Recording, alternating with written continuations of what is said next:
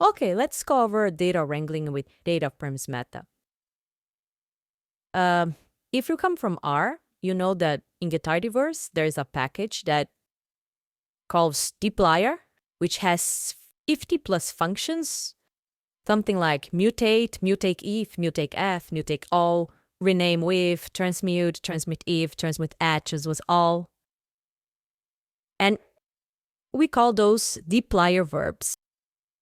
And Julia excels in data wrangling because DataFramesMeta is a package geared towards the user who is accustomed to the dplyr verbs, but it replaces all of those 50 plus functions or verbs with 6 macros and 1 function. 6 family of macros and 1 function. So we have 7 family of macros against 50 plus verbs in dplyr. Now, let me first of all remember that we have a data frame here, and this data frame is our demographics data set. So we have ID, age, weight, SCR is male, and EGFR as columns. We have 100 rows and 6 columns. Now, the first family of macros is the select macros, and we have the row version and the banked version. Now, I'm going to cover those in a bit. So the select macro, pretty much I do add select. The first positional argument is my beta frame, and then I do the columns. So here I do ID and age. So this returns to me a data frame with just those 2 columns, and I can save this macro call or this function call into a new data frame if I want to. I can also use other selectors like not, between, and regex. But there is a catch here. There is a caveat. A DataFramesMeta uses lazy evaluation by default. So if we want for this to be evaluated, if we want for DataFramesMeta to treat this as an eager evaluation, we need to use the dollar. So we pass dollar and then between parentheses the other selection. So here I want to select between the SCR and the EGFR function. So I escape everything this in a dollar and parentheses. Now if I run this, I get back only those columns that are between SCR and EGFR inclusive. The same thing I can do with a not. Not takes a single column name or a vector of column names. So here I'm passing a vector of column names. I want to select all of the columns in the DF data frame except for the SCR and the EGFR. So I get back 4 columns because I had only 6. And without those 2 columns, I get back 4 columns, a data frame in 4 columns. I can also pass a regex. So in Julia, you create a regex with the prefix R in a string. So if I just run this, and if I do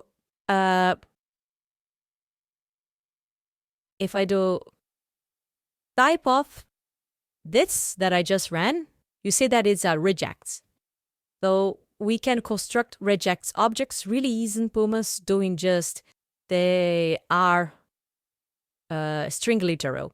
This is what you call string literal. It's a prefix to a string. So this regex here will just capture the columns that end with an R. And the regex I also need to escape with a dollar in DataFramesMeta. So if I run this, I get back the SCR and the EGFR columns because those are only the columns that ends with capital R. I can also do transformations. So if you ever played around in dplyr, you know there's a verb called transmute. That's a selection with a transmute. So here we are doing column selection and also column transformation. So I can do my select and sandwich it my delete between a begin and end block, and I can do each line for one column. So I'm selecting here the ID column, and I'm creating a column also on the fly, which is the EGFRZ. That is the z-score transformation of the EGFR column. So this is the mean, this is a standard deviation, and then I do an away comprehension, getting a z-score for every x in my column EGFR. So if I run this, I get back a beta frame with just two columns. The ID, that is, I just selected, so this is a no-op, and also the EGFRZ, which is a transformation using this z-score of the EGFR column. Now, there is another macro that also operates in columns, and this is the transform. So the select macro, it does column selections, whereas the transform macro doesn't do column selection. It just creates new columns. It's similar to the mutate verb indemnifier. So here, if I do transform df and do the same transformation that I did previously in the select poll that I called some instance ago, you can see that I get back all of the 6 columns plus an EGFRZ column. So the transform macro, it doesn't do column selection. It can either create new columns or overwrite existing columns. And by default, the new columns, they go to the right of the data frame. So that's why the new column, it's to the far right to our data frame. So this is the transform macro. Now, both of those macros, they have vectorize and no vectorize variants. And these are the R variants. So the transform macro, it has it operates in columns, in vectors. So if I run this, I get an error, and this is the error that I got. The error is that there is no method matching log of a vector of floats. This is because if I call Julia, a function log in a vector 1, 2, 3, I get back an error because Julia doesn't vectorize functions and operators by default. If I want to apply the function log element-wise to the vector 1, 2, 3, I need to use the dot call here. This tells Julia to apply the function log element-wise to the elements of the vector 1, 2, 3. And this gets back a vector of length 3 with the logs of the original vector. This is important because we see a lot of bugs and a lot of errors because the programming language vectorize a function call that wasn't supposed to vectorize. If you can correct this using love dot in a transform call, this does an error. But if you have like a very convoluted transformation, something like log of the square root of the absolute value of age plus 10, we would need to vectorize all of those operators. We would need to vectorize the log, we need to vectorize the square root, we need to vectorize the absolute function, and also we need to vectorize the plus operator to get this. And this is a little bit cumbersome. We could also do the @dot macro that we use a lot in the Pumas models. And this is a macro that tells Julia to vectorize all of the function calls to the right. So this also works. Or we can replace all of those with the rtransform macro. And we also have an rselect macro. This tells DataFrames that everything that we are doing in this transform macro needs to be vectorized. So this, if I run this, I get back an age log here. And this also works in the rselect macro. So if I do rselect age log, I just get one column name with the age log with the function log applied element-wise and save it to the age column and saving this in an age log new column. So these are the R and the row and the non-row versions are the vectorized and non-vectorized versions of the select and transform macros. Those macros, they operate again in columns. Now let's go to the macro that operates in rows. And this is the subset macro. We also have an R version and a bank version that doesn't do any allocations. It changes the underlying data frame in place. This is similar to the filter verb in dplyr. So if I do R subset EGFR higher than 100, I get back all of the rows that has EGFR higher than 100. And if I want to do the non-R version that's only subset, I need to vectorize my comparison here because I want to do a element-wise comparison in my EGFR column. So it also has the vectorized form. And I can also chain several filters here. So if I only want EGFR higher than 100 and also age less than 30, I can do so with several other. I can also do those in a begin and end statement. And why sometimes I want to vectorize something, sometimes I don't want to vectorize. So here, it's a very good example that I want to call the subset function, but I want to have a vectorized comparison of the link function, but the main function I don't want to be applied element-wise. And this is the behavior that I want. So I'm only getting observations that has an SCR value higher than the mean of my data set. If I do an R subset here, that would fail. I get a 0 because the R subset would vectorize the comparison and also the mean function. And if I apply the mean function element-wise to a vector of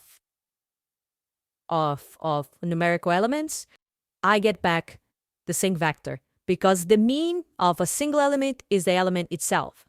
So in this case, I don't want to vectorize the mean function. I want the mean function to be applied to the whole array, to the whole column. So that's why I don't call subset, and R subset I call subset, and I vectorize the comparison, and I don't vectorize the function call. I can also do sandwich my subset statements between a begin and end block if the one-liner macro gets variables. You can break down like this. So this, I only get the SCR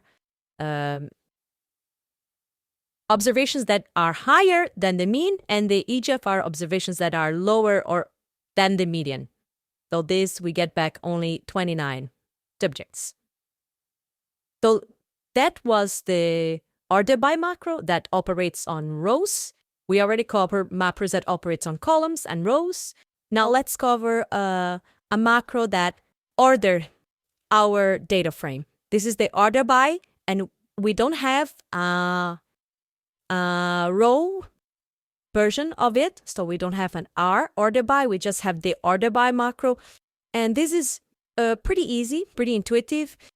We want to order by our data frame by the column EGFR, so that's ascending by default. So we get all of the EGFR values ascending by default. If we want to have descending, we do a negative, so we reverse. So we do another by our data frame minus our column name, and this is we order the EGFR column in a descending order. We can also specify several conditions. So here I'm ordering by the descending order of the Ismail. So first the male and then ascending on EGFR. So as you can see, we get first the males and ascending on EGFR, and the last rows are the females and also ascending on EGFR. So we can put several conditions in our order by. We also have a chain in DataFramesMeta. This is the chain macro, and this is our pipe. So how the chain works is we do chain, data frame, and then we start a begin and end block. And what the chain will do, it will pipe the thing that you are chaining on, in this case, the data frame, as the first position argument in all of the macros and function calls in the begin and end statement for your chain. So this will put our df here, our df here, and also our df here, and our df here. So that's what the chain does. It pipes the df into the first position argument in all of those macro and function calls. So this is kind of a mix and match of everything that we've done so far. So this is a pipe, a chain operation in the df, a data frame where I'm first selecting all columns between SCR and EGFR. I'm doing a transformation, the EGFR z-score. I'm then subsetting by EGFR higher than 100, and I'm ordering by Ismail on a descending order and EGFR on an ascending order. So if I run this, it will retrieve me a data set, a data frame with all of the operations that I wanted in the chain. So here we have only the SCR and EGFR columns. I created the EGFR z-score on the fly. I also subsetted only for EGFR higher than 100. And also I'm ordering by negative or descending order in the Ismail and ascending order in the EGFR. So that's our chain macro. Now I'm going to cover the function, the one function that I told, and the fixed macro, which is the group by and the combine. So the group by macro, it performs a group by operation. So by default, the first position argument is the df, but that is already piped by the chain macro here. If we want multiple conditions, multiple grouping variables, we can pass in a vector of column names. So I can pass in something like ID here if I want to. And the combined function, it's pretty much the summarize reply verb. So here we create columns on the fly. And the only thing that we need to be aware is that the functions that we are calling in the combine macro, they need to be summarizing functions. So they need to take an array, a vector of values, and return a single number. So that's pretty much what the mean function does, the needed function does, the standard deviation function does, and the count function does. So here I'm first grouping by the Ismail. So this will give me all of those combined operations by group by every unique t in the Ismail grouping variable. So we only have two values for the Ismail, so it's 0 and 1. And then I'm calculating age mean, that's the mean of age, weight mean, that's the mean of weight. I'm also calculating the total observations, that's the length of the ID column, and also I'm setting a high EGFR, which is a count of the values that are higher than 80 in the EGFR column. Now, if I run this, I get back a summary data set which has only 2 rows, 1 row per unique value in the grouping column, which is the Ismail, and I get also all of the columns that I wanted the combined macro to create. So that's the basics of data wrangling in Julia using the DataFrames macro. Just to recap, we have 6 macros in Julia. In DataFramesMeta, we have the select, the transform that operates in columns. We have the subset that operates in rows. We have the order by that arranges our data frame. We have the chain, which is our pipe. And we have the combine macro and the group by function. So that's our 6 macros and 1 function that can do almost everything that you do it in the dplyr 50+ verbs.